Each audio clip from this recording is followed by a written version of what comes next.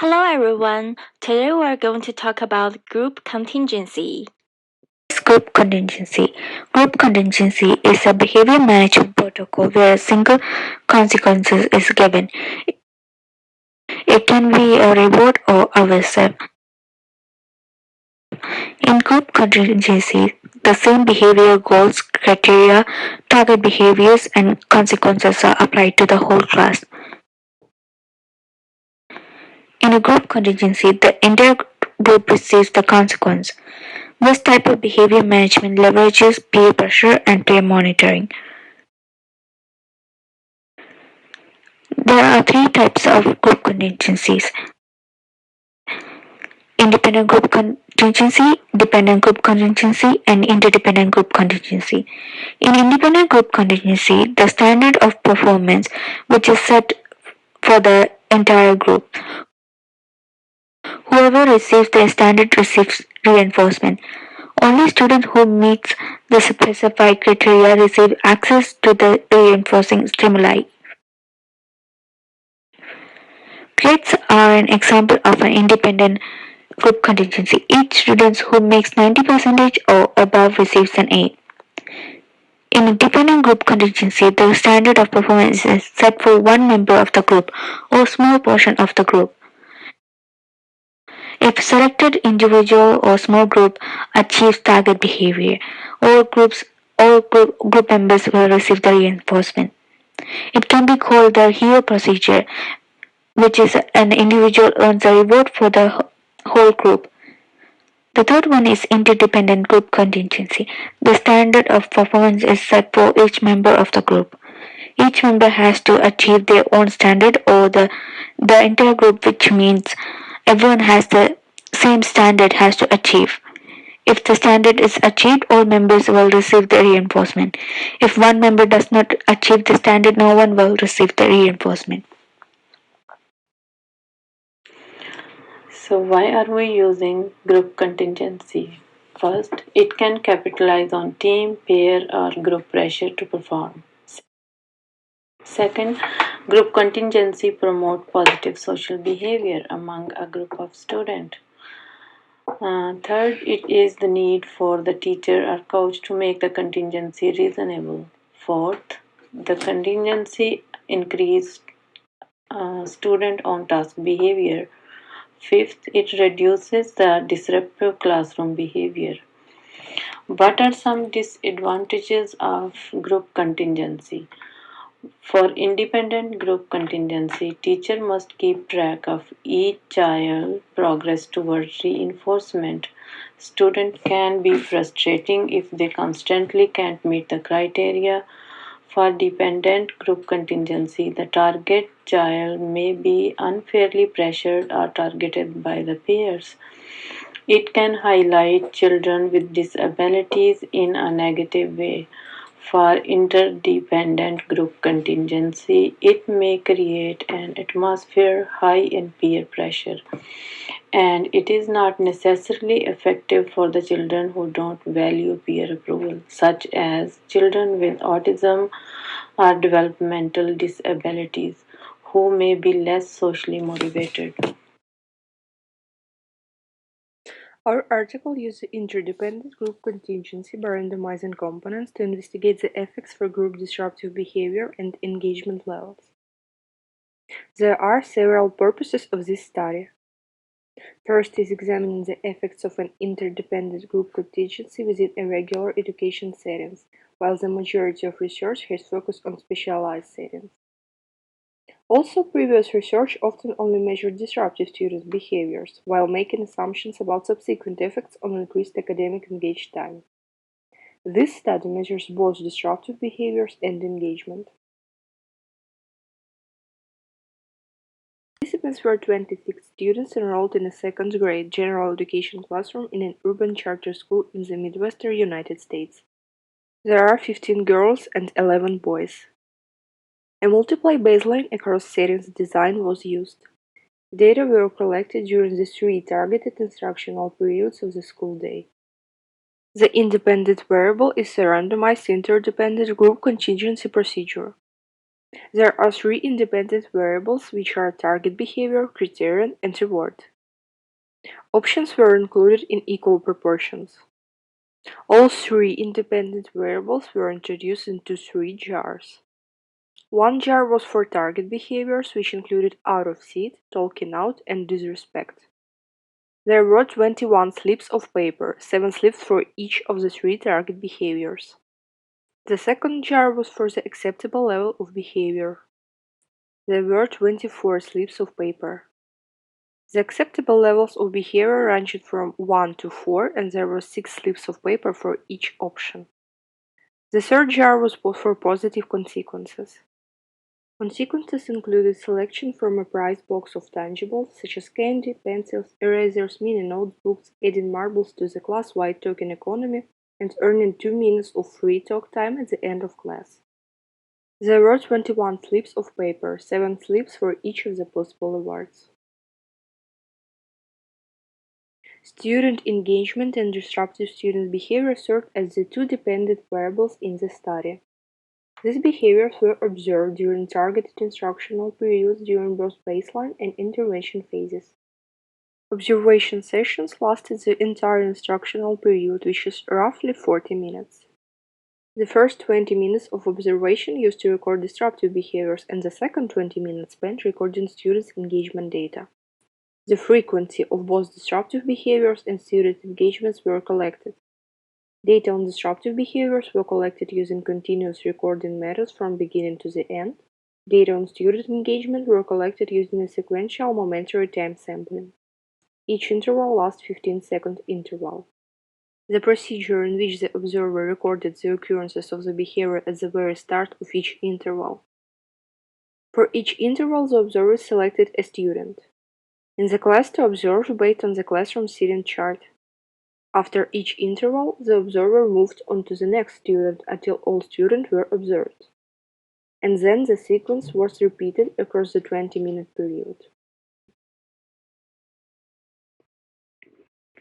How was the interdependent group contingency implemented? Each day, students were informed that they could earn a reward if the class displayed appropriate behavior. At the end of the instructional period, the teacher would randomly select a disruptive behavior and a criteria level. If the class had displayed the problem behavior less often than the selected criteria level, they earned the chosen reward. The teacher also randomly selected the reward as well.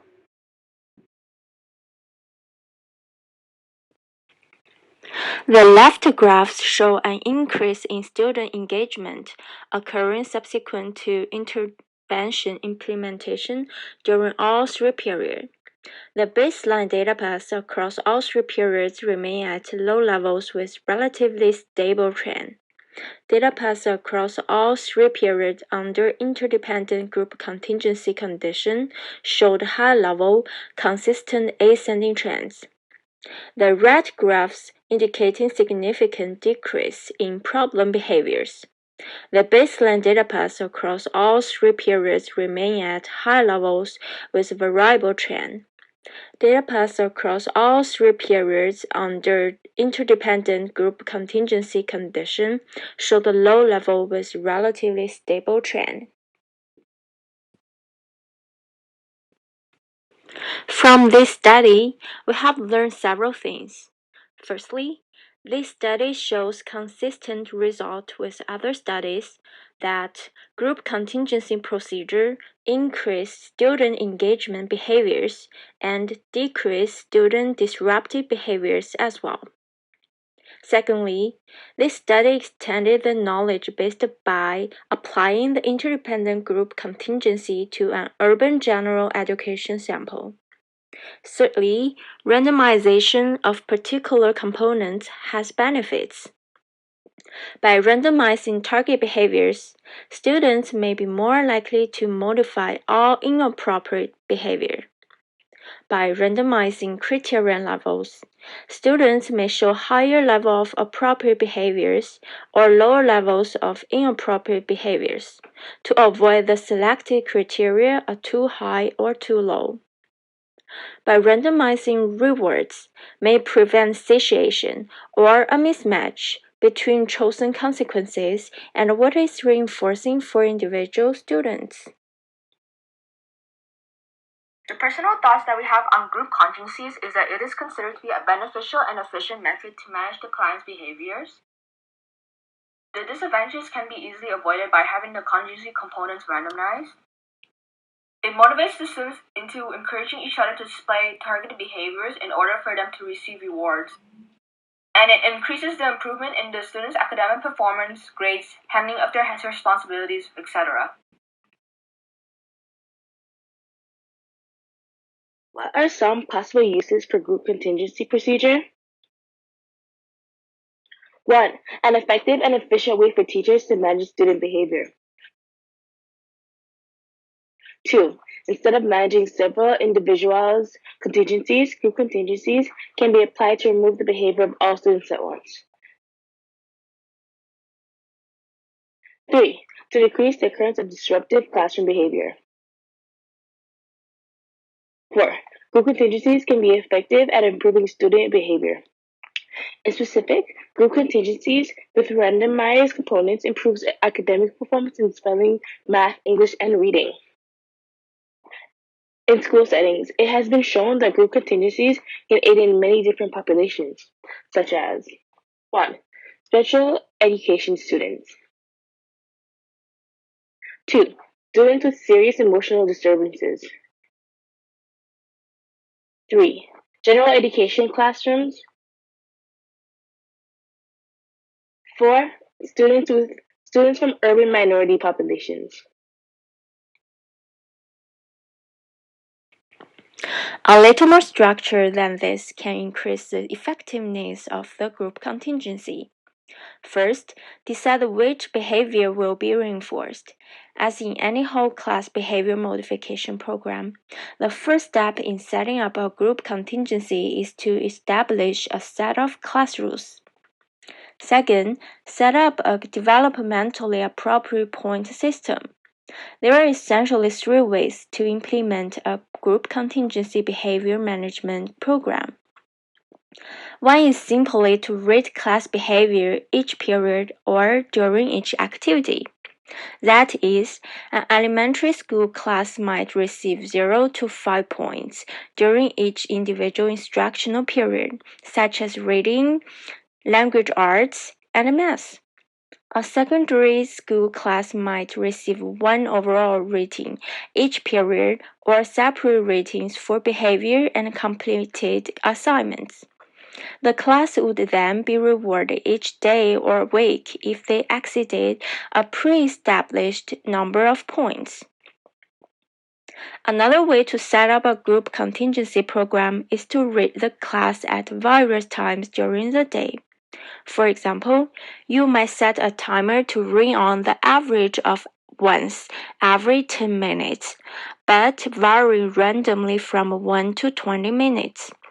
If the whole class is conforming to class rules when the timer rings, then the class earns a point. The same program can be used without the timer if the teacher gives the class a point every 10 minutes or so if all students are conforming to class rules. Some studies suggest that teachers use a bag of marbles and a jar, putting a marble into the jar from time to time whenever the class is following rules. Each marble would be worth 30 seconds of extra recess. In secondary schools, where extra recess is not possible, each marble might represent 30 seconds of break time held at the end of the period on Friday. Third, consider deducting points for serious misbehavior. The group contingency reward system by itself should help to improve student behavior. However, it might still be necessary to react to occasional serious misbehavior. For example, you might deduct 10 points for any instance of fighting or of serious disrespect for the teacher. When points must be deducted, do not negotiate with students about it. just deduct them. Explain why they must be deducted and reminding students that they may earn them back if they follow class rules. Fourth, when behavior improves, reduce the frequency of the points and reinforcers. Initially, the group contingency should be applied every day. When the class behavior improves and stabilized at a new level for about a week, you may change to giving rewards once a week. Ultimately, the class may graduate from the point and reward system entirely. Though, feedback and praise based on class behavior should continue. Fifth, combine group and individual contingency if necessary. The use of group contingencies need not rule out individual contingencies for students who need them. For example, students who continue to have problems in a class using a group contingency might still receive a daily or weekly report card to take home to their parents. That's all about group contingency. Thanks for watching.